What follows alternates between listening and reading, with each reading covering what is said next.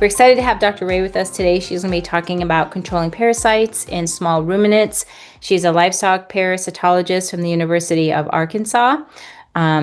So I've just got a couple slides. Before I turn it over to her, I just wanted to share a couple of things regarding the organic rules around sheep.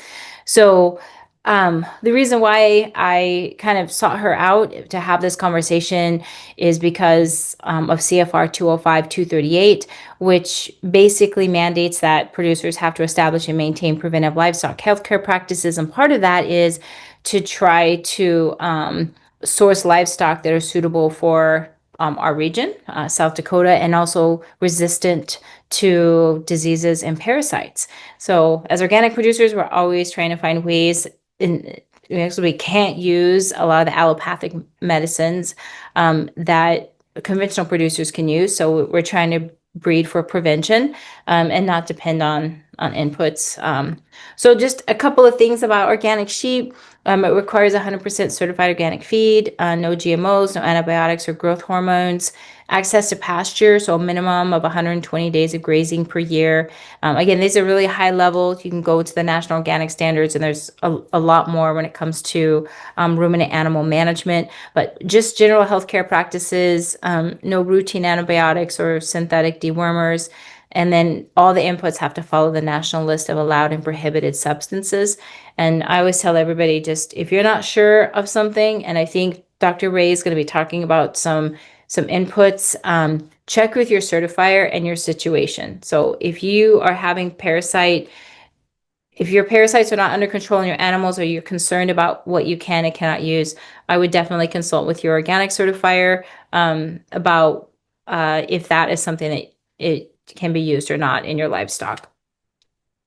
They do have to be raised, and so the sheep that's going to be sold for meat do need to be raised under organic management from the last third of gestation in order to be certifiable. So in order to claim the organic certification claim, they have to be managed on organic land, and they have to be also the ewe has to be managed organic, which means she has to be being fed also 100% certified organic feed.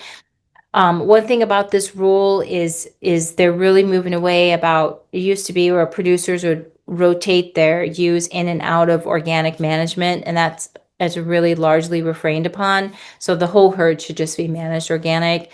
But there are emergency provisions if your breeding stock does get has some problems with parasites. Just talk to your certifier, but also you do have to treat them. I mean, you can't let your animals get emaciated or start losing body condition score just because you want to keep them organic.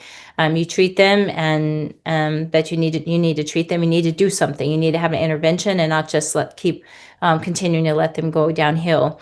I do think Dr. Ray is also going to be talking about some other parasites that are kind of coming on the scene that we need to be aware of, and what we're doing about those. So again, just selecting breeding stock for resilience and low input, and then that breeding stock also needs to be managed organically, but they do not necessarily need to be certified. And of course, you need to keep records. So if you're treating your animals for parasites, obviously anything that you're doing, all of that needs to be logged in your healthcare logs with detailed information on its use. So the big question that I have leading into this conversation today is, how can we control parasites naturally in sheep and breed sheep to be naturally resistant to parasites? So this is a big 30,000-foot questions. I have sheep on my own farm. I'm personally interested in this, and so we're so happy that Dr. Ray is able to join us today. And so with that, I'm going to turn it over to you. Dr. Ray, I'm going to stop sharing my screen, and then you can share yours. So, let's see. There it is. Okay, can everybody see that? Yep. Alrighty. So, really, I could speak about other worms that are a problem in sheep, but far and away, the barber pole worm is the only one that's a problem. Now, you are going to have pockets of areas with liver flukes. That can be an issue if you have standing water year round on your pastures. But it's a very low incidents, and it's really just geographically isolated. Now, coccidiosis, I'm sure everybody has issues with coccidiosis in lambing barns. Generally, 99% of the time, the only time coccidiosis is a problem is in confined animals where you have heavy contamination.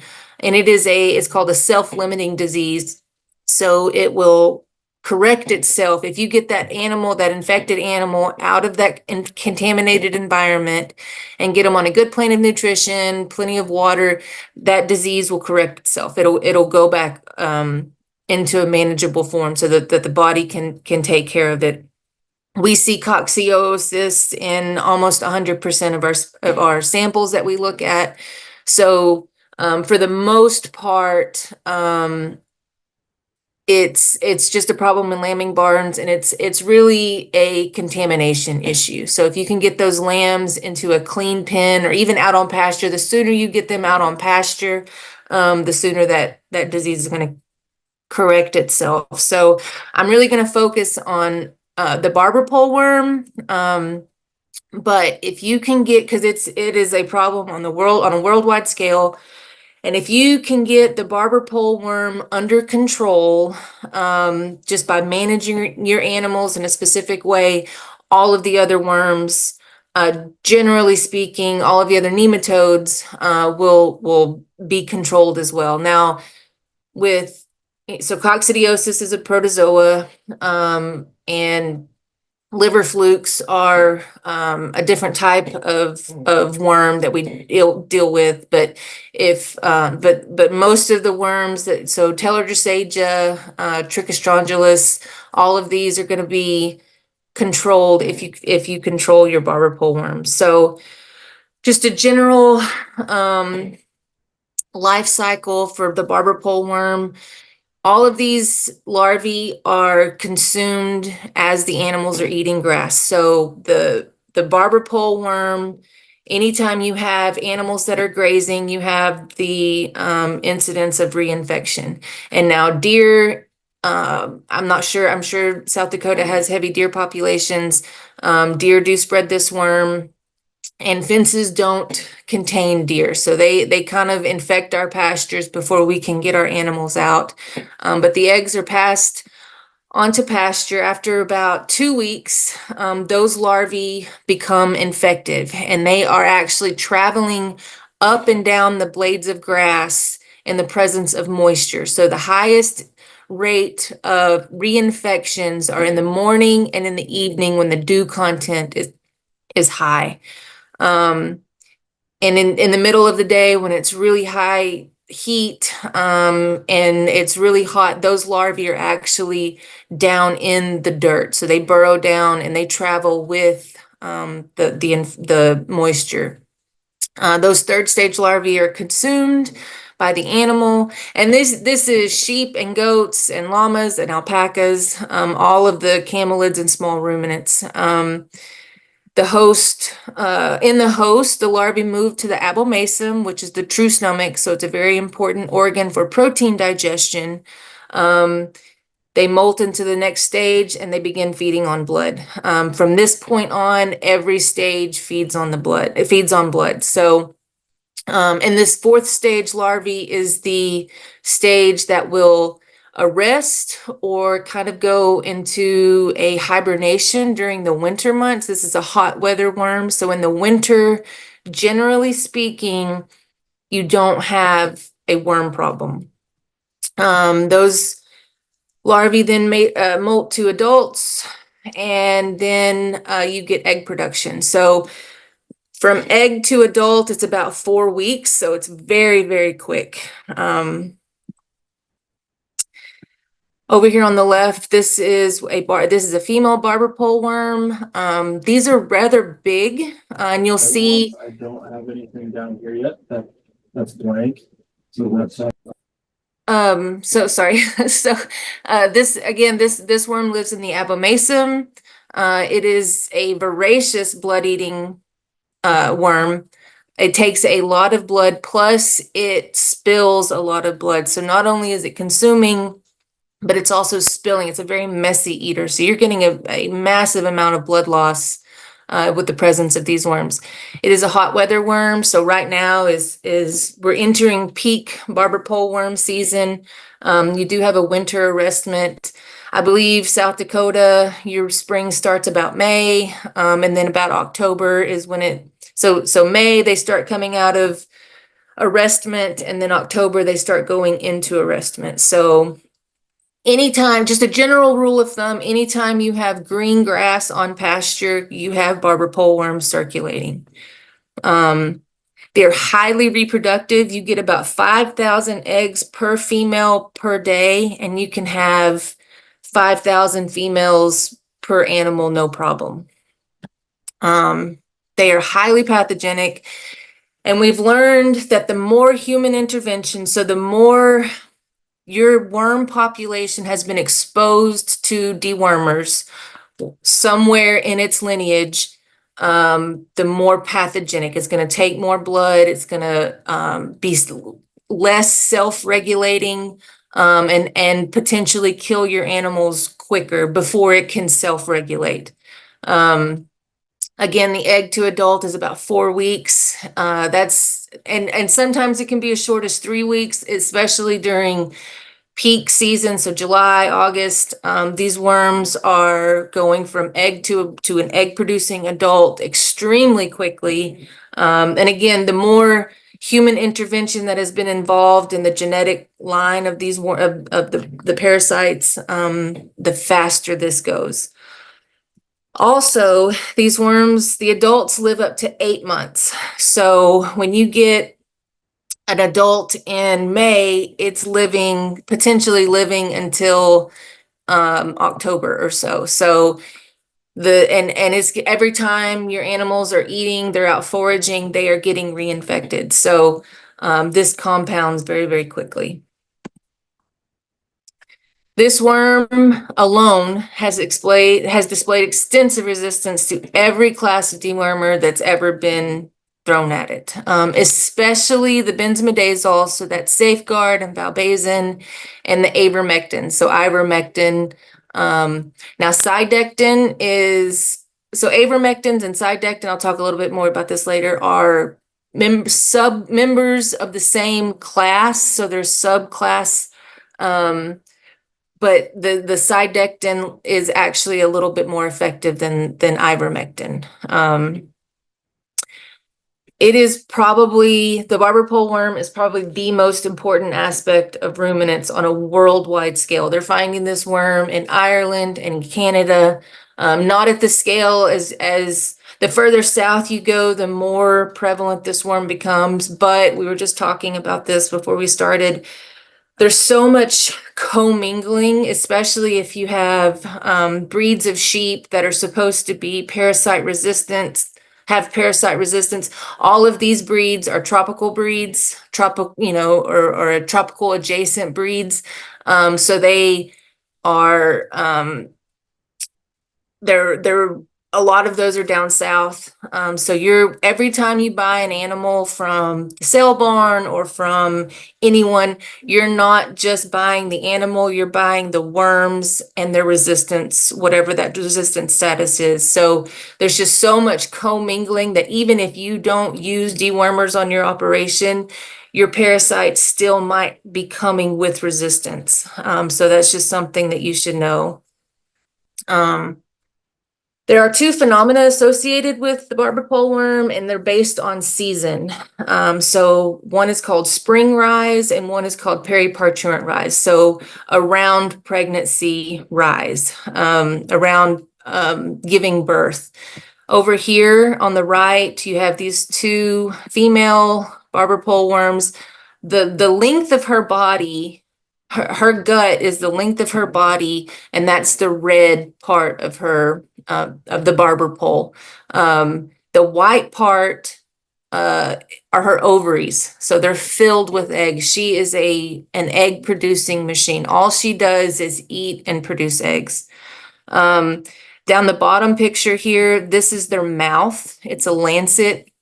It's essentially a hypodermic needle. They're very efficient at taking blood. And again, every stage inside of the animal feeds on blood. So spring rise, this is a phenomenon associated with our males and females. So all of our animals undergo this. So starting in mid to late fall, typically it's about October. The larvae that are consumed from the pasture go directly into arrested state. They enter the abomasal wall and they enter the arrested state, kind of like a hibernation, and they wait out the weather until it's conducive to surviving on pasture. So that's around May. From what I looked up about South Dakota, that's around May is when y'all start turning them out on pasture. I could be wrong. It could be earlier than that. But when you start turning them out on pasture and there's green grass growing, that's when these larvae are starting to come out of arrestment. It happens in males and females. And you have this mass emergence. So I have a picture here in a minute of a winter abomasum versus a summer abomasum. And I guess I can go to it real quick. So here on the left is a winter abomasum. This was taken in our lab.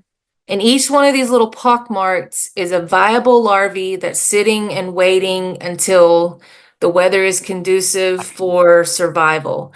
So it's there, but you can notice that the gut is nice and pink. This animal still has a blood supply. However, all of these pock marks have created an unusable portion of this organ. Again, this is a very important organ for protein, for the beginning of protein digestion, which blood is protein. These worms will steal a lot of blood, but all of these will emerge out all at once, creating wounds, creating abscesses that require protein to heal, extra protein to heal.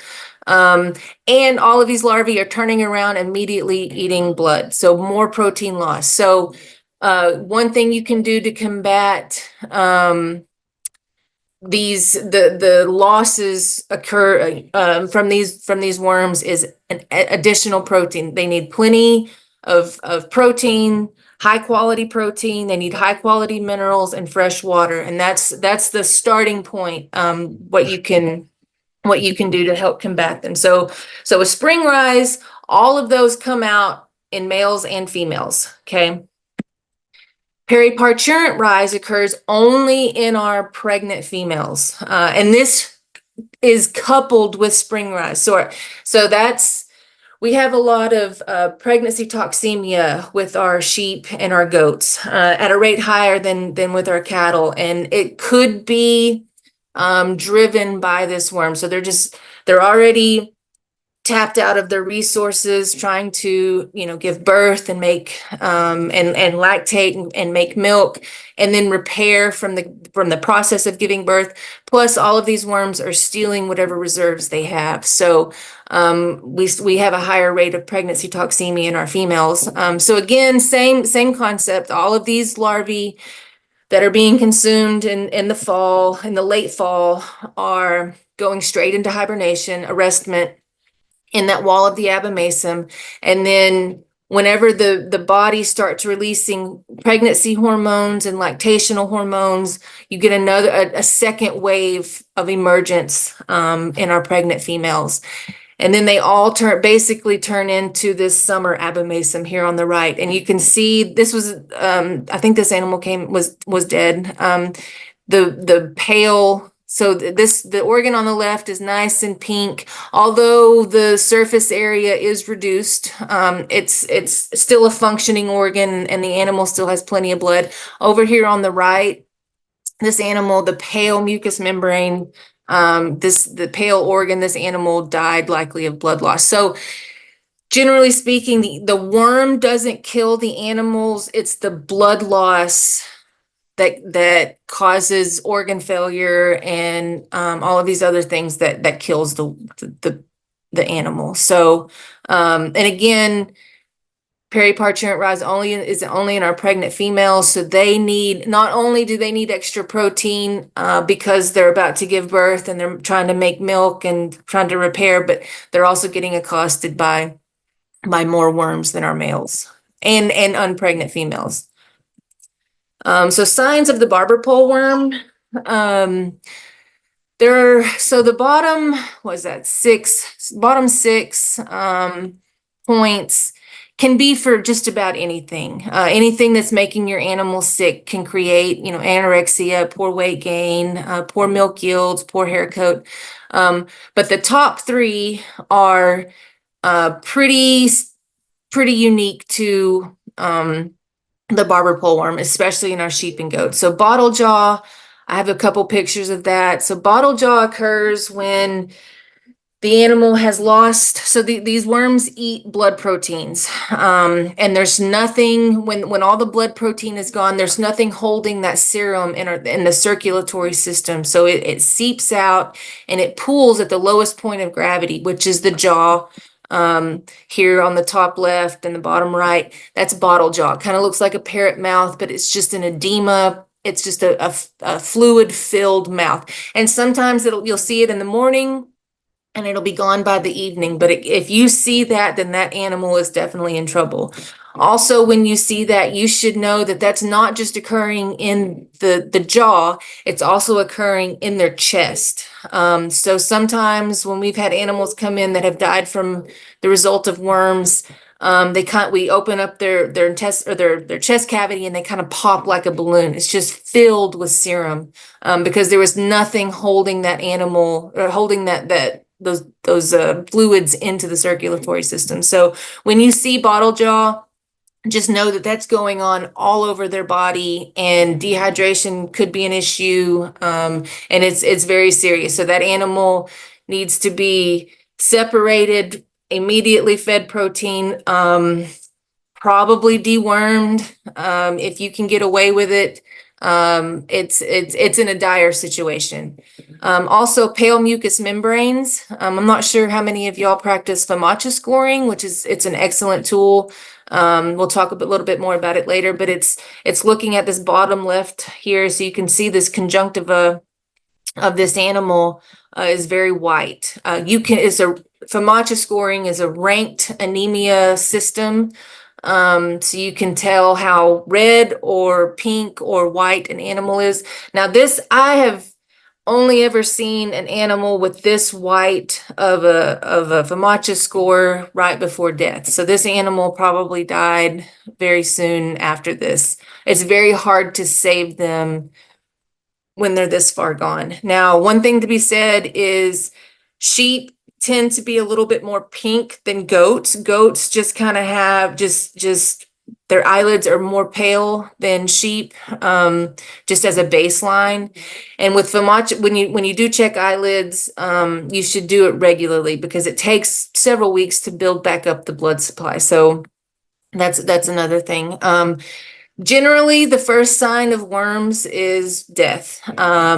You'll go out and just every day you have another lamb that dies, but it's not only lambs, it's your mature animals that are dying. And then you look at their membranes and they're pale, and there's a field test you can do where you can remove their abomasum. If they're freshly dead, you can remove their abomasum, put it in a bucket of water, open it up, and you can actually see all of the Hymonchus, the barber pole worm, kind of shimmering at the top, swimming at the top of that water. I guess it's a party trick, but it's a really quick, short way to diagnose, field diagnose hymonchosis in the absence of having to send anything in, or you could just do that in your field if you can stomach. I know everybody loves their sheep and goat producers tend to really love their animals, so that's really hard for someone to do, but if you need some answers immediately, that's one way to do it. So these middle two pictures, these are very stereotypical wormy animals. So I call them, when I see animals, I call them stick sheep. So this ewe at the bottom here, she's She's very thin. Her wool, her hair coat looks awful. She just doesn't look well. She probably has wounds on her that's not healing because she just doesn't have the protein reserves to undergo wool healing. No matter how much you give her, she just can't catch up. That's a typically wormy sheep. Now this baby on the top, it kind of looks fat. It's got a more hairy coat. It's harder to tell, but it's still the big pot belly. It's full of worms. So anytime that your babies are even nibbling on grass, they don't even really have to be consuming grass, but anytime their mouths are nibbling on the ground, or if they're nibbling on the feed troughs, where there's fecal contamination, they are potentially being infected with parasites. But they'll be, if you were to put your hands on this lamb, its condition would be very poor. The muscle mass would be very, very poor, but its belly would be big, full of worms. So they tend to look fatter, but if you put your hands on that animal, their condition is very, very poor. So because of the extensive resistance problem and trying to combat that problem, I've kind of developed a treatment checklist that I give to my producers. So you want each one of these conditions to check poor or bad in order to even consider a treatment. First one is fecal egg count. You want them to have, I never treat an animal under 1,000 eggs per gram, unless that animal is down and it just can't even handle that 1,000 eggs per gram load. That does happen. However, in most animals, I start treating about 1,500 to 2,000 eggs per gram if these other conditions are met. So body condition score, if they have a poor body condition, you really want to put your hands on your animals regularly. And with sheep, even with Katahdins, sometimes they're kind of shaggy. It's really hard to tell what condition they are underneath that wool coat unless you put your hands on them. And then if you can feel their ribs and their hips, then the body condition is poor. FAMACHA scoring, you want to check their eye. They need to be pretty pale, around a 4 in order to meet this condition. And then production status. Now this part is it's unique to your operation. So if you're a milking operation, or if you're a meat operation or a breeding operation, whatever that production status is lowered. So the milk yields are poor, the mamas are in poor condition and their babies are in poor condition because they don't have the reserves to make the milk. So the babies are not growing properly. Whatever that production status is for your operation, you want that to check poor as well. And then if all of these conditions are met, then you can consider treatment. Again, you want to develop a treatment checklist that fits your operation. So you and your neighbor might have different goals, production goals, so you want it to fit yours. Again, I never recommend treating an animal for that is lower than 1,000 eggs per gram unless those other 3 conditions are met. So if there's an animal, now sometimes you'll get an animal with 750 eggs per gram and they're down, they can't get up, their mucous membrane, the eyelids are very pale. You want to go ahead and treat that animal. That animal doesn't have the ability to combat the worms. It's not resilient, and you don't want to breed that animal. You want animals to be able to hold high numbers of parasites, and then make milk and have fat babies and have good condition. You want those animals. Those are the animals you want to breed. Now, if an animal has, 1,000 to 1,500 to 2,000 eggs per gram, and those other conditions are met, then that's when you want to start considering treatment. I think I went over that. So I know dewormers, you're not allowed to use dewormers for an organic status. However, if an animal is going down and it's about to die, you want to save that animal. You know the rules better than I do, but if you're gonna use a dewormer, you want to use Prohibit or Cydectin. Those are the only two dewormers that I recommend. And then to use those, you always want to confirm treatments are necessary with a fecal egg count, and then the treatment checklist also. But fecal egg counts are going to be your best friend. You can do them on site. I have a resource that you can get you can get your microscope and the entire small ruminant kit, everything that you will need, the instructions. I designed it, so you'll get everything that you need all in one go, and you won't ever need a vet or anything, or even me or anybody to do your fecal egg counts. Once you get that, you're self-sufficient. And it's kind of like riding a bike. You just have to keep doing it, and you will get there's a little bit of a learning curve, but once you do 30 egg counts, you're pretty much a pro. You know what you're doing, you know what you're looking for. I kind of have a riddle that I tell, or it's kind of a riddle that I give to my producers. You want to find a drug that works and then never use it. That way, when you have an animal that is dying, you have a drug that is more likely than not going to work. You want to save that animal's life. But the more you use a dewormer, the less effective it is. You're just compounding resistance on your operation. So especially with the barber pole worm, and this is true for antibiotics, this is true for everything. No drug gets everything 100%. So each time you expose those genetics of the parasite population to a dewormer, the surviving members of that population are putting out resistant eggs. Okay, so you want to keep that as low as possible. So you want to find a drug that does indeed work, and then don't use it ever unless you need it. And that's more true than ever for organic producers. So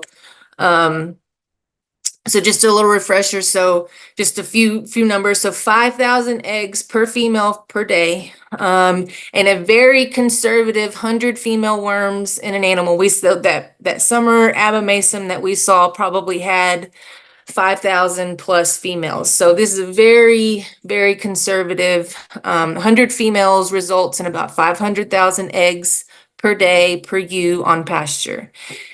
With 10 ewes, again, very, very conservative, that's about 5 million eggs on pasture every single day. And I know most people have more than 10 ewes, and those 10 ewes definitely have more than 100 female worms. So that's greatly increased. This results, those 5 million eggs, you get about 50,000 new infective larvae on pasture every day from 10 ewes. So a lot of problems. And with sheep and goats, this is how it is in Arkansas. I'm not sure if it's like this in South Dakota. We tend to keep our animals pretty close because everything eats sheep and goats. Heavy predation. It's hard to keep them safe the further away they are. So we tend to have smaller pastures, smaller paddocks that are more concentrated with parasites. The closer to the barn you get, the more heavily grazed the pastures, the higher concentration of infective larvae there is on those pastures. So fecal egg counts, again, so along with increase in protein, strategic increase in protein, in the springtime, fecal egg counts are going to go further for you than anything else, because you can immediately tell if there's a problem. You can go, especially once you figure out how to do your own count, you could take a fecal sample, walk into the barn or walk into your house, and in 15 minutes you have an answer. So I recommend, especially when you're getting started, and before and until you know the worm status of your operation, once a month sampling. It is labor intensive, especially the learning process, but you don't have to do all of your animals at once. You can do 10 today, 10 tomorrow, 10 next week, just until you get all of your animals. I would suggest once a month during the grazing season, until you figure out your worm population. And it's going to give you a lot of information. So worm tolerances are passed down from generation to generation. So you will be able to identify the lines of sheep and goats that are tolerant, and then on the same is true on the reverse, the lines that are intolerant. So the tolerant animals are the ones you want to breed. So that goes a long way for culling decisions, breeding decisions, just who you want to get rid of from your and who you want to keep on your operation. Fecal egg counts can also help you test the effectiveness of your dewormers. It's called a fecal egg count reduction test, and you do a fecal sample before you give a dewormer, and then 2 weeks later, it's a small calculation, and you can tell if you have any resistant status on your operation. Now that may not be as useful for you, but every time you use a dewormer, you want to know if it's working or not. So I would recommend doing fecal egg count reduction test. You can get targeted treatments. You're not going to know which animals are 2,000 eggs per gram if you don't do a fecal egg count. Okay. And they should be conducted as frequently as possible. So that first year, that first grazing season, you should do it at least once a month. And then once you start making culling decisions and breeding decisions, the next year you can back off a little bit. And then it's just, oh, I probably need to check her count, see what it is. So you do it really intensely in the beginning, and then you can kind of back off to maintenance. Now you can't ever let up because the worms will come back. They're always trying to come back. But the more you do this, the less you have. The more you do it in the beginning, the less you have to do it in the end. So McMaster's fecal egg counting technique can be done at home. The website Examine, this is a kit. You can get a microscope. You can get everything you need, a one-stop shop, and the instructions. The flotation media is just magnesium sulfate, Epsom salt. You can get it at Walmart. You can get it on Amazon. Once you have a couple slides, the microscope, and everything, you're self-sufficient forever. You don't need me. Now I'm available if you need to contact me through the website. I can help you. If you have specific problems. But the beauty of this is once you get going, you don't need anybody else. You're self-sufficient. And the website is full of information about the barber pole worm and other parasites. So it's a really good one-stop shop. Now the fecal egg count reduction test, again, it determines the resistant status of your farm. Kind of went over this. I think I'm running out of time. This is the calculation here at the bottom. Very simple. Day 0 fecal egg count minus day 14 fecal egg count, divided by day 0, and then multiply it by 100, and then that's the percentage reduction in eggs. Anything below 90 is considered resistance. However, most farms are about 80% or lower. So it just gives you a good idea where you stand.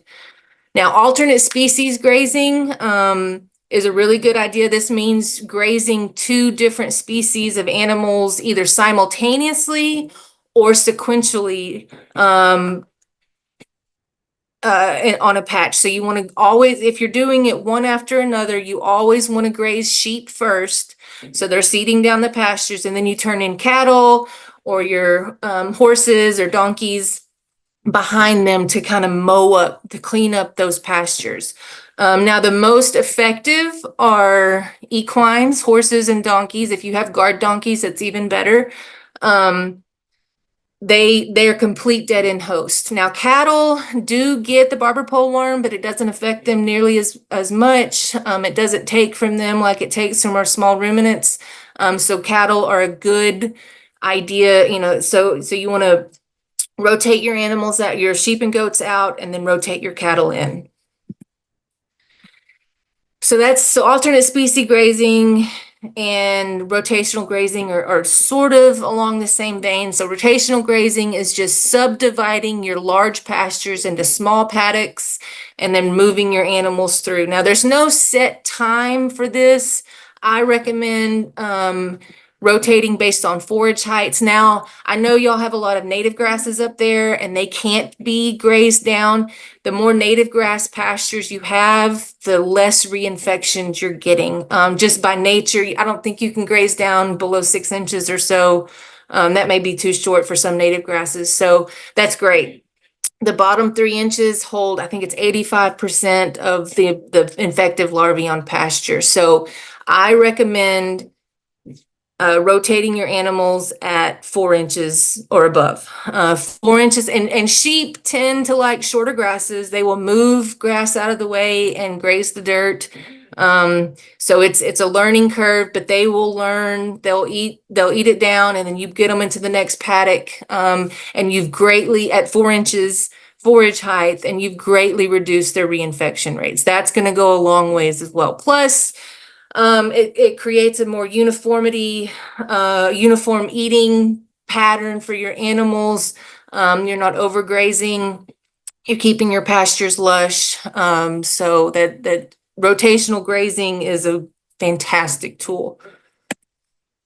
FAMACHA scoring, you can get FAMACHA certified, where you go through training. You basically listen to a presentation like I've just given you, and then you go out and do some actual FAMACHA scoring on some animals. Or you can just Google FAMACHA card, and this was taken from the internet. So it's just kind of a commonsensical thing. And the more you do it, the more you're going to know your animals, and the more she's getting pale. I need to watch her. Maybe I should pull a fecal on her and run a fecal sample, just to see. Now again, goats tend to be more pale than sheep. So that's just, so if you see a sheep that's hovering around 4, or a goat that's hovering around 4, that could be just her baseline. So you need to check her regularly. And she's probably, and do her an egg count, check her body condition. She could be, we had a goat that on our research farm that hovered between a 4 and a 5 and routinely had 3,000 eggs per gram, but she was fat as a pig. So that was just kind of her baseline. She was actually a 6-footed goat. It was pretty interesting. FAMACHA scoring just assesses the blood loss associated with the barber pole worm. It's a good tool, but it should be used in conjunction with everything else. But it's a fantastic tool, and it forces you to put your hands on your animals. You have to catch them and catch their heads. So you're checking their body condition as you're checking their FAMACHA score. So 2 birds. Copper oxide wire particles are a great tool. It's a mechanical dewormer, so I believe organic farms can use copper oxide particles. Now, it's not copper sulfate.